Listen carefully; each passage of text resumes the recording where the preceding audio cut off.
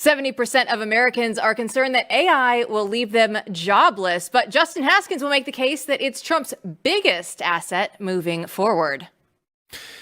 This is one of the most powerful technologies in the world. Not one of the, it is the most powerful technology in the world, second only to nuclear weapons. And whoever controls AI and the data centers in the future will control the world and will dictate really the future for you and your children. We will control the world. Donald Trump is trying to control Congress right now, but he's only signed 5 bills into law. That's fewer than any post-World War II president in his first 100 days. Representative Chip Roy joins Rebecca Zelko to answer one simple question.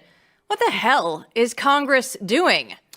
Great question, and one that most sane Americans are asking, because what we do know that they're doing right now is turning out tone-deaf posts on X that are damaging the Republican brand.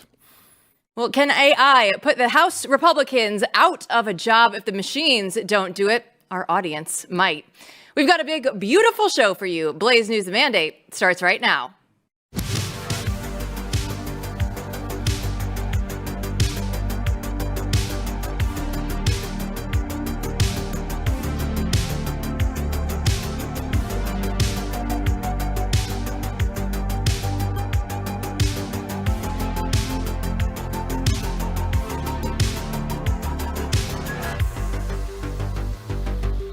Well, good evening, Patriots. I'm Jill Savage, joined as usual by our editor-in-chief and resident meme czar, Matthew Peterson. MP, we got a good one for him today.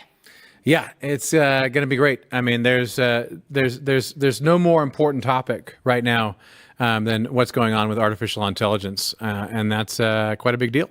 Yeah, let's get right to it, because Commerce Secretary Howard Lutnick joined CBS's Face the Nation to talk about tariffs bringing jobs back to America, but the CBS anchor wanted to catch him in a gotcha moment. You realize trillions of dollars of factories are going to be built in America. That's huge GDP. The factories being built in America are huge. That takes GDP. you've said that robots are going to fill those jobs. Well, there are serious questions about this. Robots are cheaper, they don't need health care, and they don't complain. But Justin Haskins, let's go ahead and bring him in. He's here with us in Dallas today, and we're so excited to have you because, like MP was saying, this is such an important topic. And we look at this. So why should we not be afraid that a robot is going to take my job? Right. Well, there's no question the AI revolution is going to change everything. And I do think people need to be prepared. I wouldn't say afraid. I think they need to be prepared. They need to start thinking about ways to be valuable in the economy that's a little bit more non-traditional. And certain sectors are going to be phased out because of AI. And it's not necessarily things that people think about. For example, HR jobs. A lot of HR jobs are going to go away because of this. A lot of lawyers are going to be out of work because of this. You don't need contract lawyers when you have AI doing contract law at a better rate. And they've done studies on this. Certain kinds of doctors, even radiologists, for example, their whole job is to read x-rays and, MRI scans, things like that. AI can do that better than people can do that. So we need to start thinking about, if you're watching the show right now, think about your job, think about what you do, and think about how artificial intelligence might impact that. But I do think there's going to be lots of jobs as a result of artificial intelligence, because what's going to end up happening is a lot of the capital that goes into paying people is going to go elsewhere. It's going to be invested into other kinds of things. New industries that we can't even imagine are going to come up. And a lot of these sort of really traditional jobs, like plumbers, for example, electricians, these are going, I think welders, I think these jobs are actually going to become even more valuable over time, because we're going to have massive new buildings that we need for data centers, for new power plants. We're going to need far more power than we have right now in order to power the AI revolution.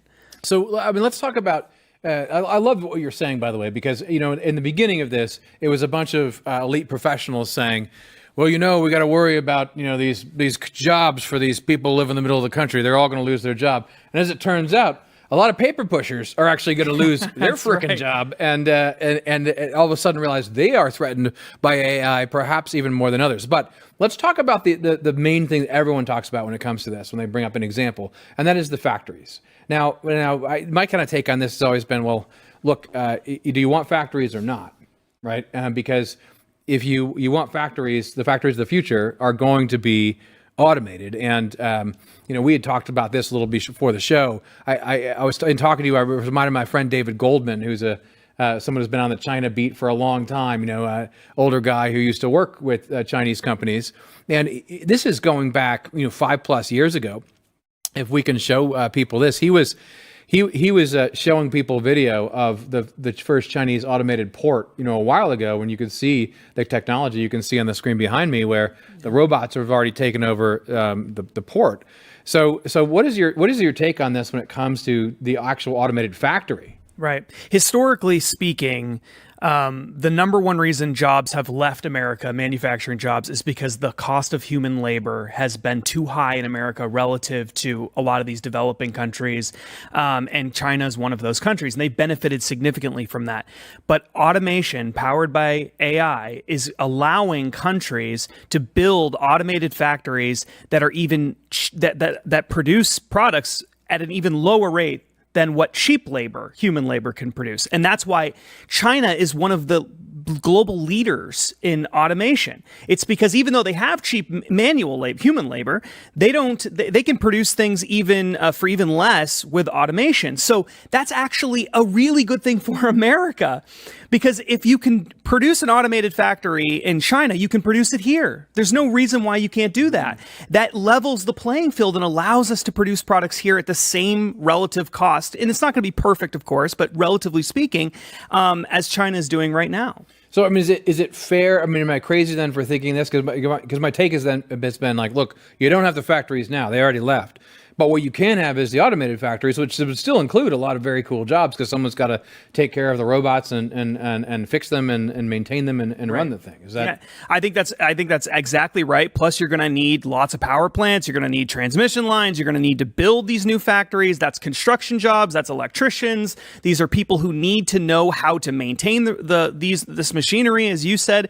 And some of this is going to be high level engineering jobs and stuff like that. So we're not just talking about people who are laying concrete and stuff. So there's going to be lots of opportunity. And then the other thing to keep in mind is we are the largest consumer economy in the world.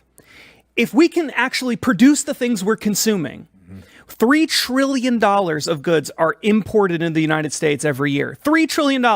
If just a large chunk of that can stay in the United States, that's wealth that can go into other kind of investment. That investment will lead to more jobs. And that's not investment that's just sort of money printing and then it becomes part of GDP. That's real, actual wealth, tangible wealth. And that, I think, is the key to all of this. And I think the Trump administration knows it. And I think this is a big part of the plan. Now, Justin, it would almost be like we were helping our fellows Americans. What a weird concept. Now, Justin, you mentioned data centers, right? And this is something that I feel like when people hear it, they just kind of gloss over it. And they're like, this sounds boring. But we all know it's such a big deal. Right now, it's currently over 4% of all of the energy usage. But by 2028, it's projected to be 12%. That is a huge jump. So why do they matter? Yeah, well, you need, in order to operate artificial intelligence, artificial intelligence is powered by data. Data is going to be the new gold, the new oil. Data is going to be, it's an important part of that process of having artificial intelligence. Without data, even the most powerful AI system is pointless. You use data to train AI. That's how AI becomes more powerful and becomes more useful. So you need these massive data centers full of computing power, the sizes of multiple football fields, giant convention centers, and you need tons of them all over the place. And they use huge amounts of power. Like the amount of power that you have for whole cities go into some of these really big data centers. And so in order to have that data center, you need basically dedicated electricity generation for that. Power plants that just power the data centers. And that's the kind of development that we've already seen starting. And Texas is one of the leaders in that area, actually. A lot of investment is coming into Texas, hundreds of billions of dollars, potentially even trillions of dollars over the next 10 years to build data centers, build power plants around the data centers, and think of all the jobs and wealth that comes along with that. Yeah, it really, it's unbelievable to think about the change that we're already seeing in front of our eyes, because it's already happening. Yeah. If you just look at the reality of what you see out there, it's already happening. But when you have Goldman Sachs saying that you're going to increase, right, by 2030, whatever it's 165%, right, of what you need, demand for power, and then you're going to have almost a third of that just go to AI. So, I mean, the race is on, and how are they going to be powered? I mean, where's this power going to come from? Yeah, well, you need affordable energy, right? That's the key. Windmills and solar panels are not going to power the AI revolution. And I thought we just build more of them all across the fruited plain. There'll be no birds left. Trump will be very angry. It'll be great. I mean, it was always a stupid idea, and it has become even dumber. And over time, what you need is the best kind of energy generation that you can, the most affordable kind of energy, and that varies depending on where you are. I think nuclear energy is going to be a big part of all of this, and you see big tech companies investing heavily in nuclear power plants because that's what they want to build. And Donald Trump has come out on record. He said this recently. In fact, he said this in an interview with Glenn Beck recently with Donald Trump at the White House, where he said flat out, we're going to deregulate this. We're going to allow nuclear power plants to be built. We're going to let these AI companies treat these power plants as utilities, and we're just going to let them go crazy with this because this is the future of the global economy. Well, I think it was interesting. You were talking about leveling the playing field with China. Let's dive into that a little bit more, because how is this related then to some national security issues, right? We know that everything is going to be powered. It's going to be all the data centers, all the power, all the AI. So how are we going to win this race? Yeah, I mean, that's a great point. I think that there is, if you put economics aside and you just look at concerns like national security and the importance of American workers and things like that, there's a moral argument and a strong moral argument, a strong geopolitical argument for having these AI centers built in America, which requires all of these power generation like nuclear energy and things like that. It's vital that this stuff is not based in China, where we can't trust what the Chinese government is going to do. And the rule generally is the Chinese government, the Communist Party of China, is very good at giving companies things, allowing people to make lots of money off of cheap labor. But the trade-off is you give up everything as a result of that. They are ultimately in control. You don't have any rights, and they can freeze your assets. They can throw people in jail. They can disappear people. That's totally fine in China. And so I think that most people who are interested in investing in this don't want it to be in China anyway. But if they can only build it there, that's where they're going to build it. So it's so important for the United States of America to be the center of this AI revolution that's coming. Now, that doesn't mean that we shouldn't have rules tied to AI to make sure that it is responsible and ethical and that it isn't depriving people of basic human rights. But it needs to be here, because that's not going to happen in China. Yeah, and I mean, again, we have to remember that this automation actually creates a lot of jobs, a lot of high-skilled jobs, and so it benefits us in that way. And I keep thinking about how on two levels we need this Hoover Dam level project. And America, that the new Hoover Dam, right, as it were, is finding the energy we need for this, and even building AI itself, and making sure that we have private and public sector involved, because the government's going to be using AI. Right. They already have plenty of server farms. So we know that that's going to happen. But I guess the big question is, where's the money come from for all this?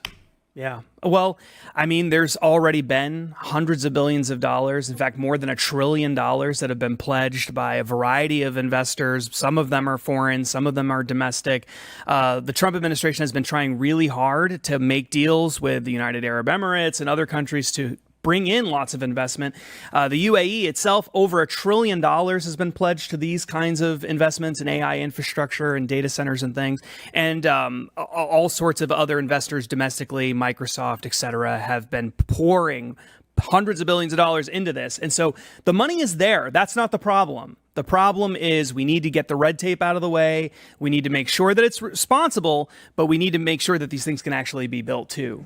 Well, Justin, don't go anywhere. When we come back, we'll talk about money as the currency and what they're going to be doing with the globalists, as Alex Jones would say. We'll be right back after this.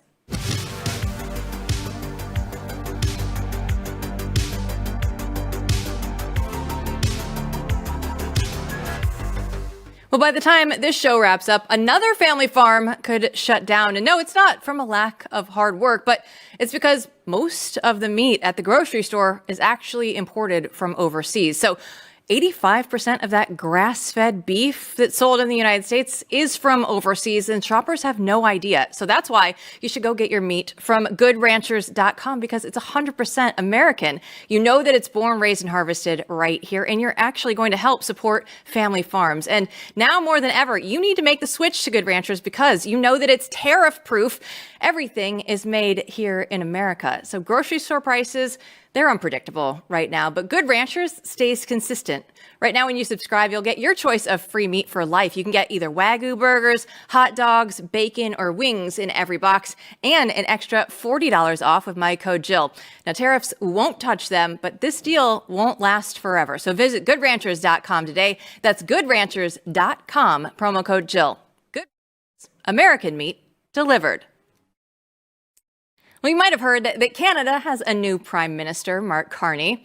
At surface level, Carney looks like another woke dork like Justin Trudeau. Here he was back in 2021, though, at the super globalist COP26.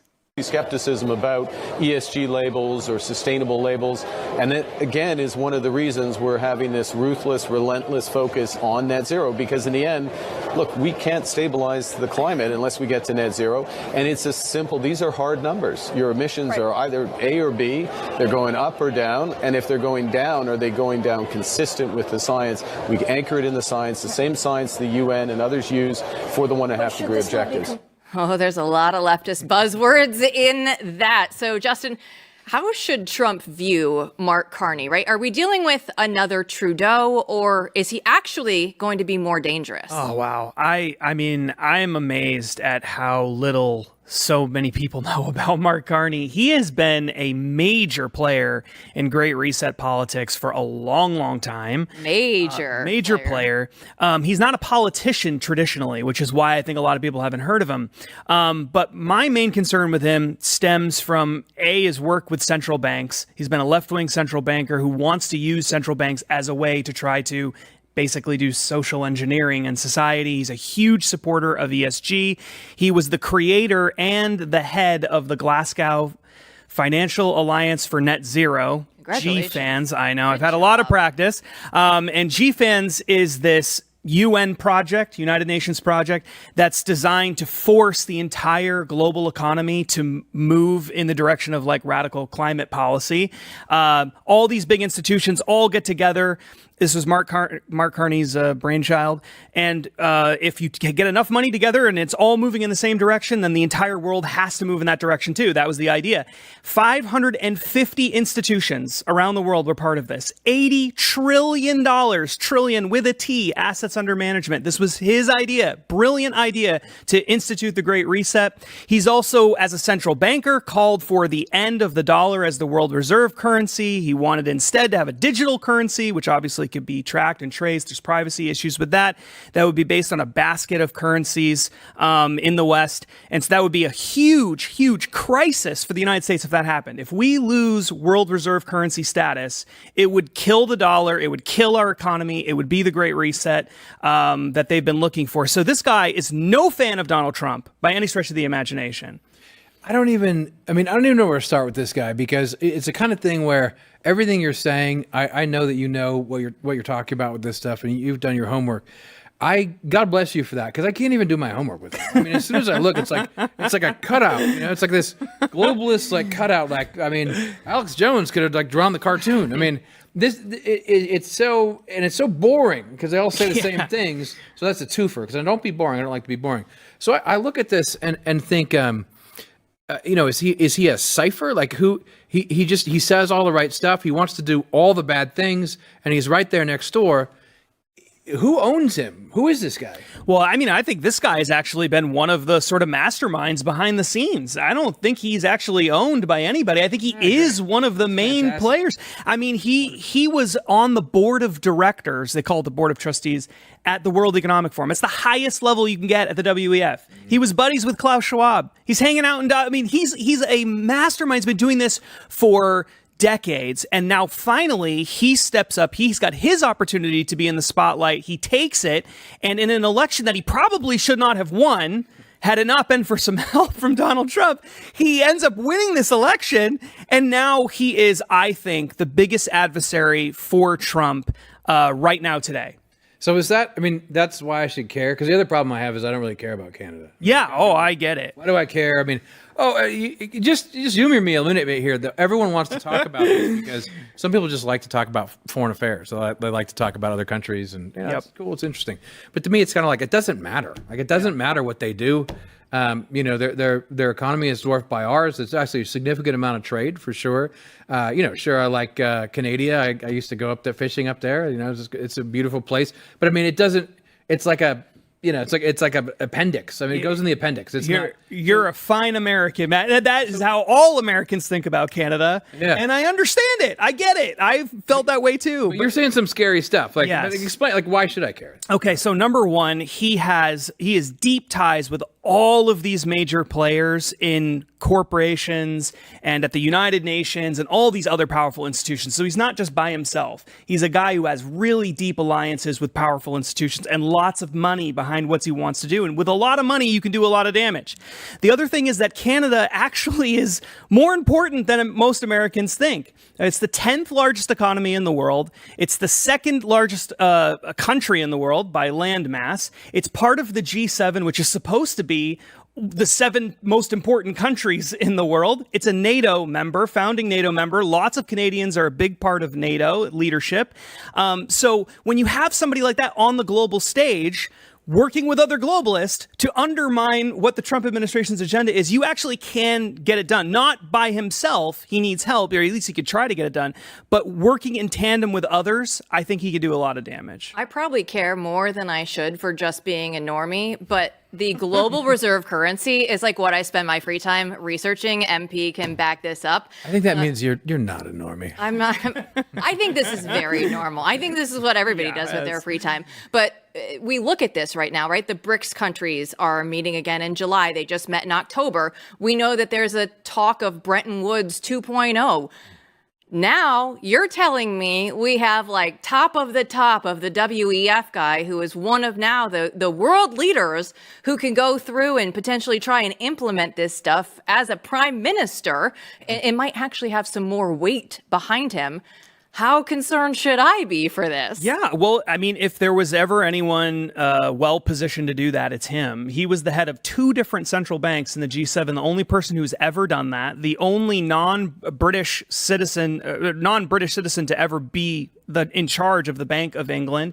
He is incredibly important, incredibly powerful in central banking, and frankly, a lot of the West, they have a reason to want to go along with it. They don't want America to be at the top anymore. And they're totally fine with switching to a digital currency that's like the one that Mark Carney wants. So I think that what Trump is doing is he is building new economic and geopolitical alliances that are not like the old ones. I think that the alliance between the United States and Europe is dying as it was. And I actually think that might be a good thing because Europe's values are not our values. And they're trying to impose their values on us. And it's just simply not what we want. And Canada is willing to go along with it, but we are not willing to go along with it. And I think that that's what's driving a lot of what the Trump administration is doing overseas right now. I hear you. I think it's absolutely right that Europe has lost its way, but then where does that leave us, right? Donald Trump's in the Middle East right now and cutting deals left and right and getting a lot of money put back into investing in the United States. But who does share our values right now? Who can we trust on the global stage? Yeah, not many people. I mean, let's be honest. Not many people share our values. A lot of people in this country don't share our values anymore, and that's a huge problem. But Donald Trump is an expert at this thing for sure. Please leave us on a high note, Justin. That wasn't selling me. Being successful brings in more people always. People want to be surrounded by other successful people. So if America can be successful and build successful alliances, people will want to be a part of that. And that's what he's trying to do. Donald Trump, I like you. You're my friend. He's going out there. He's telling everybody how beautiful they are. He's gonna get it done. Yeah. Justin, thanks so much for joining us. Thanks so much. Appreciate it. Don't go anywhere. We'll be back with more from Capitol Hill right after this.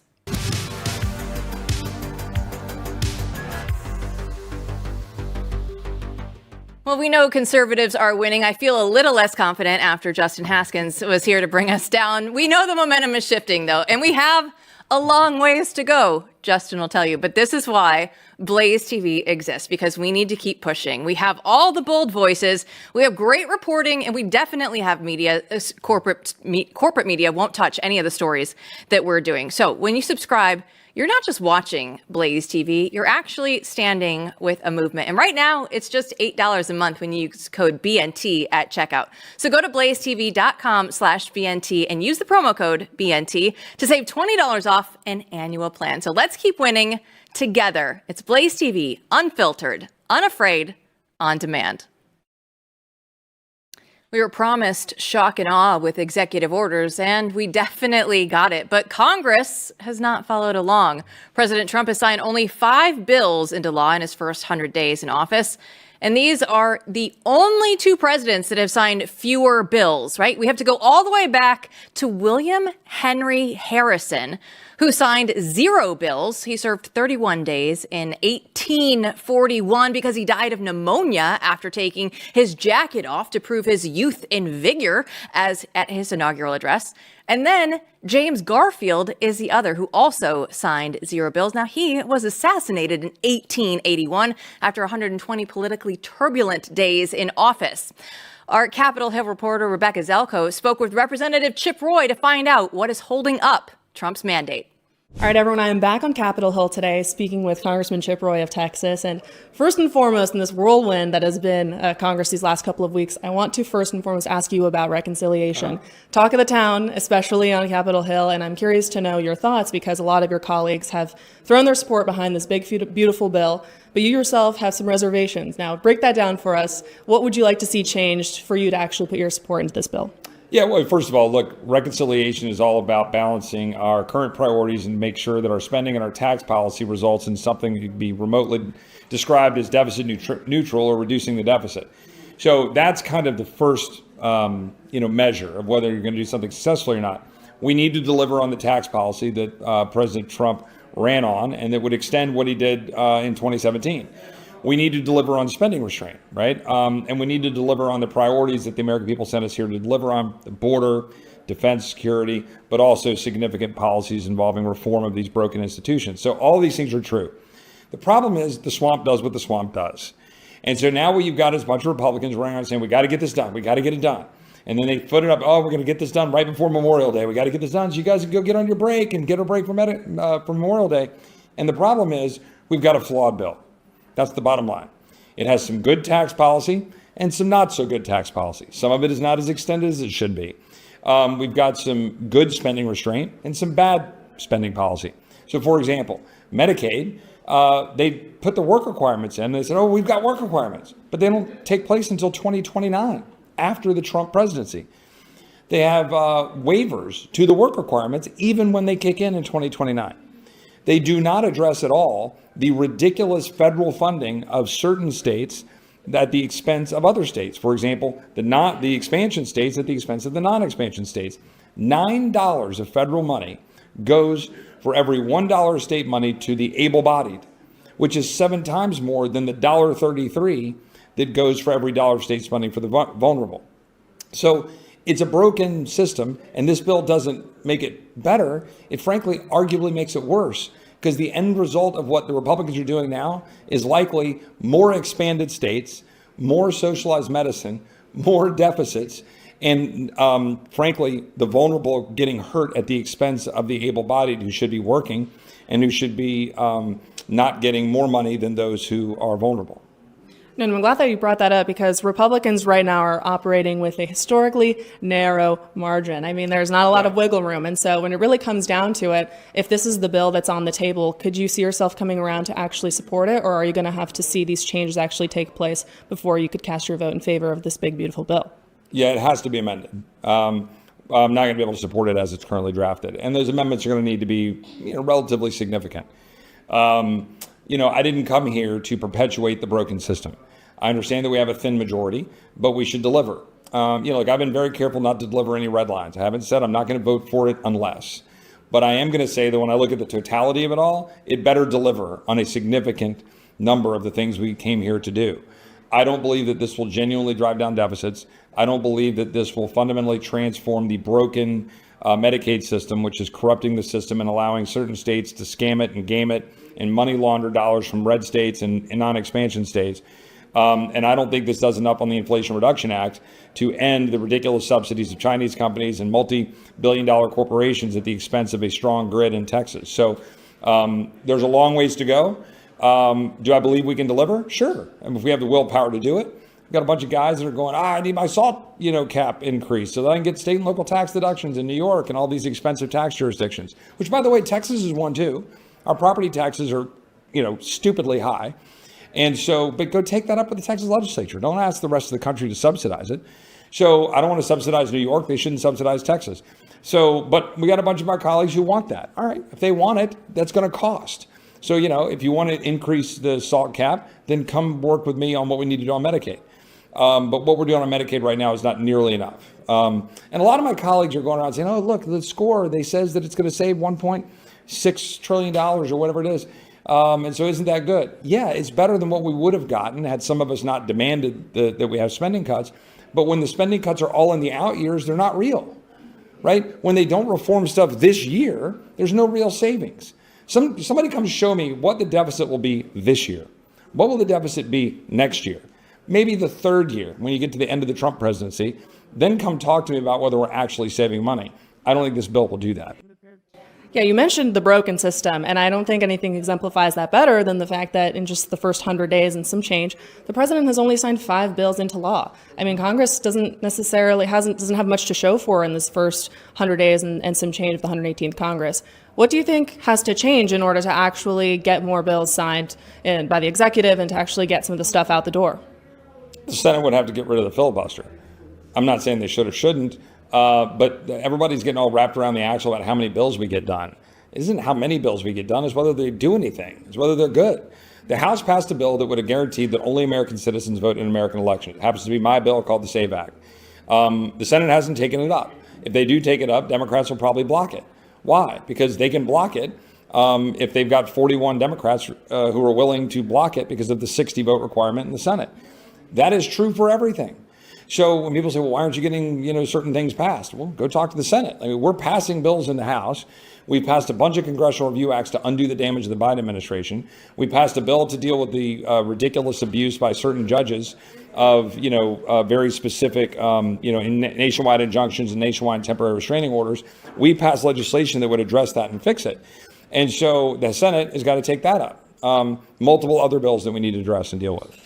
Absolutely. Well, Congressman, thank you so much for your time. We look forward to see how all of this takes place in the upcoming weeks. Appreciate it. Thanks.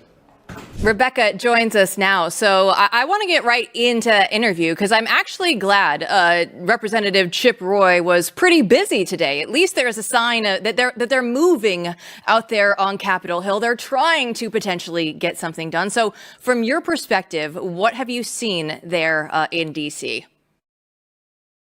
Yeah, as you mentioned, we were able to snag Congressman Roy for a couple minutes out of a very busy schedule this week. Right now, all of the committees are wrapping up their markup on this big, beautiful bill. And so, last night, the Ways and Means Committee, which is in charge of the tax policy, spent 18 hours going through the markup, and they wrapped up at about 8 in the morning today. And so, they've definitely been working a lot more than usual. And so it's been a pretty hectic week here in D.C., seeing how all this reconciliation stuff is panning out. No shortage of drama, that's for sure. So, we like Congressman Roy. He seems like a great guy. He says a lot of great stuff. But when we think about this, I guess I'll put it this way. I don't see a lot of people in the audience, who are a little upset with Congress right now, who are just going to accept that it's the Senate's fault for an answer. And I know that's not his full answer, right? I get it. But I kind of feel as if, the Senate is a real problem when we talk about that on this show. It's true. What do you think about that? Yeah, I mean, to your point, everyone's kind of anticipating for this big rollout of, codifying Doge, the Doge cuts, codifying this MAGA mandate, this thing that the president was elected for in November overwhelmingly, and that he has since been trying to implement since he was first inaugurated in January. And so I definitely see the frustration, and it's kind of palpable. I mean, the audience, I'm sure, totally understands. Last week, Congress, they passed the bill that officially recognized renaming Gulf of Mexico to Gulf of America, which, sure, that's technically one of Trump's directives, but is it really a top priority? Now, to be fair, a lot of these issues are going to be taken care of through reconciliation, especially the tax stuff. No tax on tips. That's going to be a huge one that was included in the tax bill that we had been seeing being rolled out over these last couple of days. And so with a lot of this commotion, it seems like they're actually, going to try and make some progress here. And the goal is to get this bill done before Memorial Day, I believe, is the target. So we're really counting down on those days. And you mentioned the Senate.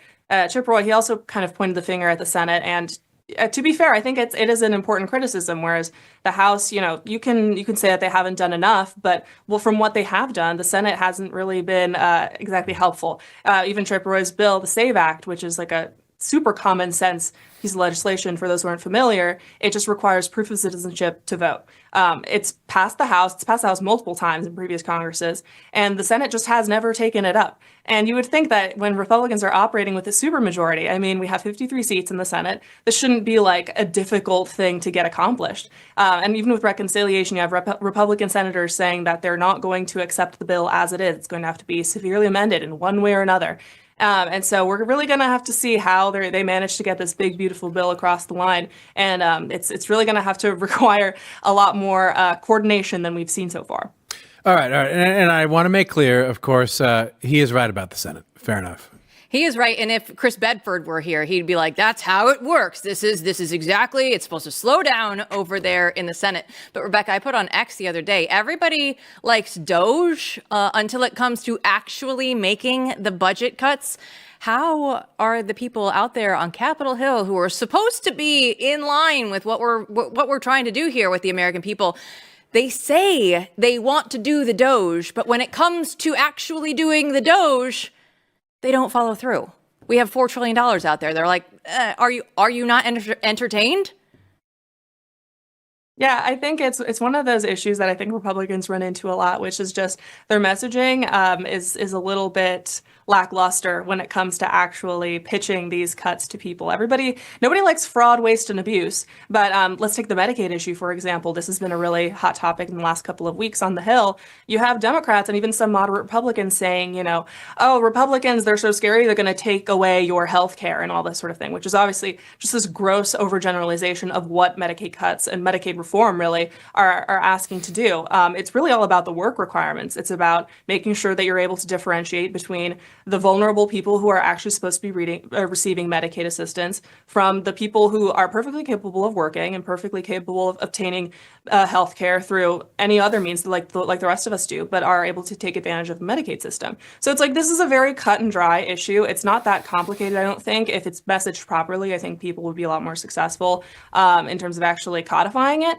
But because of that, you've ended up with this watered down version of Medicaid reform, which is just we'll kind of enforce the requirements in 2029, which is not enough. And so I think one of those key things is really just going to be Republicans need to get their messaging in line, and they need to become a lot more efficient.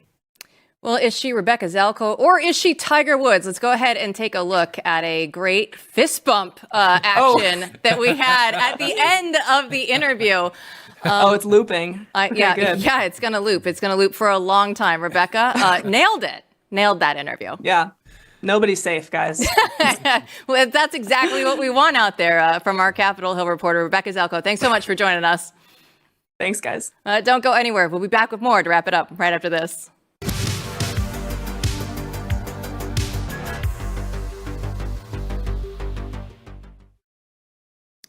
It seems that Republicans only back Trump's agenda when it's convenient for them. Now, most of the Senate GOP shot down the chance to codify Doge into law.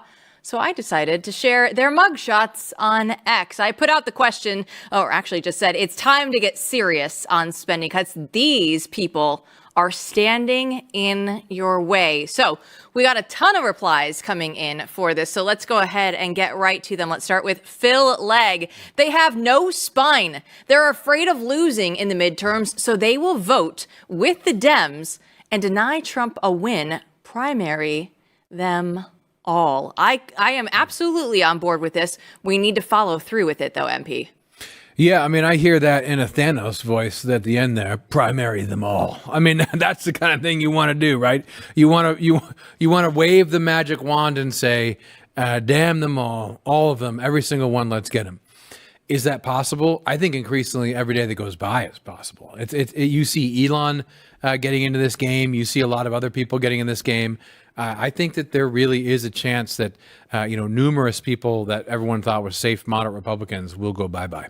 Lindsey Graham's mug is up on the board, and that's what Kelly is replying to. Trump is endorsing Lindsey Graham again. Why? I live in South Carolina, and we're tired of him endorsing rhinos. If Trump isn't willing to take a chance and endorse the primary opponent, then how about staying out of our primaries completely and allow South Carolinians to try to get Graham out on our own? Nothing will ever change unless these establishment hacks are replaced.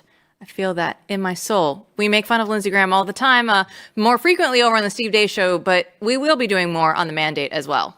Yeah, when you think about animals, that he will represent him. A rhino is really, very much not what I think of when I think of Lindsey Graham in terms of rhinoceros. It's more like a fat, like slithering snake. I mean, that's what he is. He slithers this way and that, and he kind of in his way, goes to Trump and kisses up and says just what he needs to say. But they do beat at him, like they yell at him a little bit, and he knows just how to survive. But here's the problem. You got something in the water in some of these red states, like the Carolinas, where there's a very corrupt state party, and it's very difficult to get rid of someone who has such power. But I agree, they are hacks, and we do need to get rid of them. And that power is waning because it's like a brush fire, right? The people right now the tinder is so dry, it doesn't take much to just throw a match on it. And a lot of people, even in his own state, dare I say, would say, to hell with this guy. But, he's been there a long time. So he's got leverage. He's got money. And I agree that Trump has to play the game with the people he has, right? I agree that Trump needs to go after these people, but Trump has to play the game with, and what does he have? Well, he's got slovenly Lindsey Graham. He's got Lady G there, so he deals with Lady G, and we love Lindsey, because he'll say the things. But I don't think Trump is dumb about this. I think that Trump increasingly knows who his real friends are, and I think ultimately he may welcome a challenger. Who knows? No one loves Ukraine more than Lady G. Let's go ahead and get to Not a Spooky Dude, rounding out the replies. Why? Why are they voting against codifying the EOs? Are they getting kickbacks? Now, this is always something that you have to ask with people in Washington, D.C. is where is the money coming from? Because that is going to influence a lot of actually all of the laws and everything that we get in this country. It's all about the money. Yeah, I mean, I have to say, I really like the attitude here, the way that he wrote this, just saying, why? And I agree. Why do we have to deal with this? How could you be against Doge? But what Jill is saying is right. Look, and we all know this in our own lives, right? I mean, sometimes it doesn't take even a lot of money. Again, this is what people think it's ideological, right? These are people are traitors or whatever to the cause and principles. But it's just, I mean, it can be as simple as, hey, buddy, my wife gets another $200K a year from, the NGO she works at, and this is how Washington works, and they're going to go disrupt things, and they don't know. And I mean, it can be as simple as that. And so the only way to really drill this in is transparency. This is where we, the media, have to do a good job. We have to really push these people. I'm going to channel that inner why. Why do we have to deal with terrible messaging from Republicans? I feel like when Elon Musk was around, Elon was doing all of the messaging and it was really good. And now Elon is like, he's just not on the front page headlines like he used to be. And now we get Republicans, the House Republicans, X account MP. They're not doing a very good job right now. Having been in and around media for some time and been involved in many conspiracies behind the scenes or advising people on messaging or whatever else, let me just say for the record, I mean, the last place that you would go if you wanted advice, right, about how to push a media campaign is the House of Representatives, the Republicans in the House of Representatives. The House Republicans, right, are not the place that you would want to go to do this. And we've seen this week. And it's kind of sad because there has been some good, edgy messaging that sometimes is childish, but with the administration, they've been pushing much better memes online and that sort of thing. The administration as a whole is likely Elon. There's a lot of good people in it who are pushing, but not so in Congress. So what did we see this week? Well, first we saw this wonderful tweet, this wonderful X post. We need to get Americans off the sidelines, which a lot of people read as, so you think we're lazy? Because a lot of us Americans who are following this account helped elect all of you or paid your way to get elected. And so we need to get Americans off the sidelines. Americans just voted for the love of everything good and sacred by a large margin for Donald Trump. They got off the sidelines. They did their job. And of course, everyone's natural response is to look at that tweet and go, now, when are you going to go do your job? When is Congress going to get off its own sidelines, get off its ass, and actually pass more than 5 bills since this ended? It's pathetic, and everyone knows it, right? So, again, a little bit of lack of self-awareness. But even worse, maybe even worse. Some people are saying this next X post where House Republicans said they believe in every American's potential to thrive, yada, yada, yada. But that's not the point. The point is that they translated it underneath into Spanish, because we should do that for every post in America where English is the... Do I even need to explain this to you? I don't need to explain this to you. There's an executive order for that. Yeah, there's an executive order already done it. to make English the actual language again. God forbid that you could have of this country. So the House Republicans doing that, of course, just got slammed. Our own Orrin McIntyre piled on and ratioed them. And I think what you see in this is, if there's a silver lining, it's that the audience, the base, they're all aligned, right? They're aligned against the Lindsey Grahams, against this kind of messaging, and they immediately squish it. The most important part about this for me is that not only did we throw those 2 posts up there from X, from the House Republicans account, those posts came within an hour of each other. They had not one snafu, but 2, like almost back to back. Like you can't even make up how terrible they have been at doing their jobs. Yeah. And you got to think this is what has, here's the thing to realize. You're actually noticing this at all because of what Donald Trump and that movement has done in the last 8+ years. That's why. Otherwise, this was situation normal even up until really this election. You'd expect this crappy messaging. So this is just, it's out of place now because we've moved past it and this needs to end. But what it ultimately signals is we got to accelerate leadership in Congress, and that means primarying the hell out of people. Amen. Let's go ahead and get back into primary season. I'm excited for that. And I'm excited because we don't have to deal with the Bush-era Republicans, the Mitt Romneys. Hopefully, we can add Lindsey Graham into that former Republican list sometime soon, because that's what we're going to need to do. We need to see Congress get off its butt and actually get more than 5 bills for Donald Trump to sign. I mean, we had to go back to the 1800s for the other presidents that had been doing that. We can do better than that. Thanks for watching, everybody. We'll see you back here tomorrow night. I just know Jill's already thinking about people Let's do it. going the primaries.